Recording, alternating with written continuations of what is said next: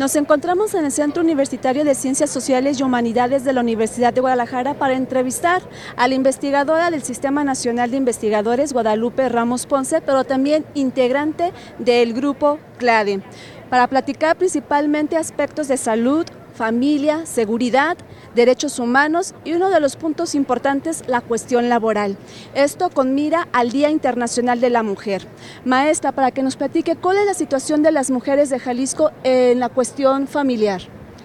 Bueno, la situación de las mujeres en general en el país, en la región, pero particularmente en Jalisco sigue estando en una situación de desventaja, de discriminación, de exclusión, a pesar de que en los últimos años hemos tenido ciertos avances, ¿no? Sobre todo en lo normativo, que ahí es donde podemos medir más avances, es decir, en lo normativo, en el reconocimiento de derechos para las mujeres, pero que esto no se traduce ya en la realidad en una igualdad sustantiva que le llamamos nosotras, ¿no? Entonces, en todos estos rubros que tú mencionas vamos a encontrar todavía brechas muy grandes, muy amplias de desigualdad, y que si no se realizan lo que nosotros llamamos acciones de discriminación positiva, va a ser muy difícil que en el corto plazo o incluso en el mediano plazo se reduzcan estas brechas, ¿no? Hay estudios ya sobre estas problemáticas que señalan de la OCDE particularmente,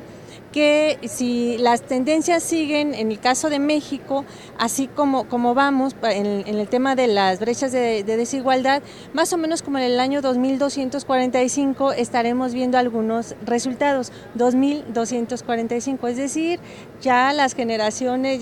ni mis nietos van a alcanzar a ver eso, ¿no? Entonces por eso tenemos que hacer un cambio de chip desde ahorita, o sea, no podemos seguir esperando tanto tiempo para mirar esos cambios, pero además hay otro dato muy importante que la propia OCDE señaló: no solamente no hubo avances en los últimos años en el caso de México, sino que incluso hubo retrocesos, ¿sí? O sea, no avanzó, sino que hubo retrocesos, y sobre todo el tema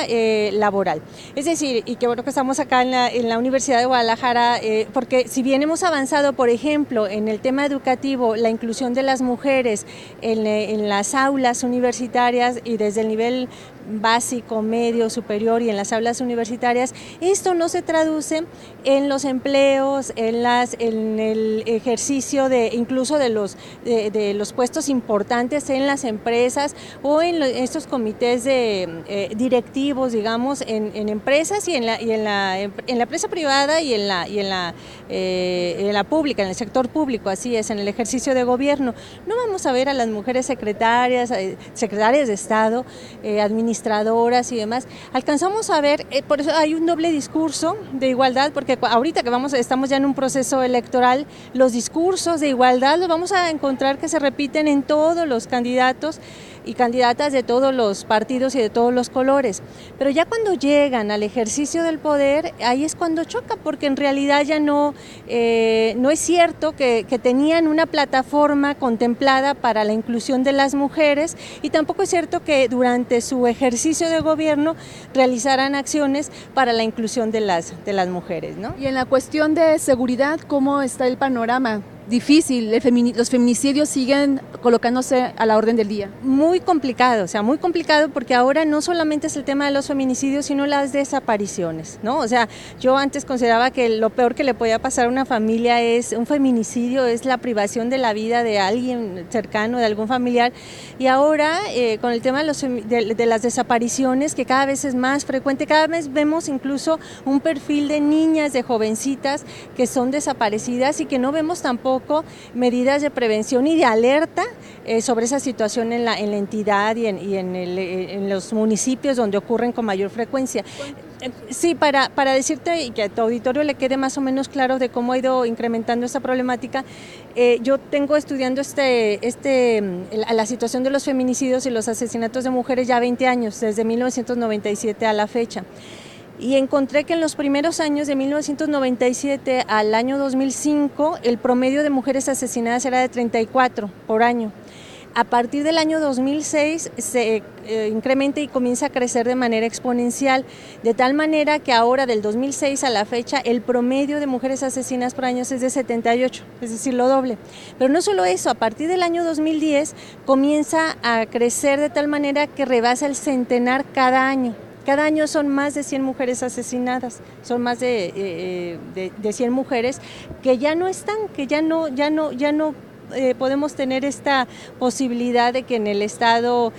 puedan tener un crecimiento, un desarrollo, un futuro. Es decir, a veces damos cifras, números, datos, pero estamos hablando de personas, de mujeres que tenían sueños, futuros, muchas de ellas con hijas, con hijos y que dejaron en la orfandad, ¿no? Y, por ejemplo, en el caso de este año van ya 25 mujeres asesinadas en lo que va de este año, pero además otro dato importante que yo he notado en estos años de estudio es que los años electorales se dispara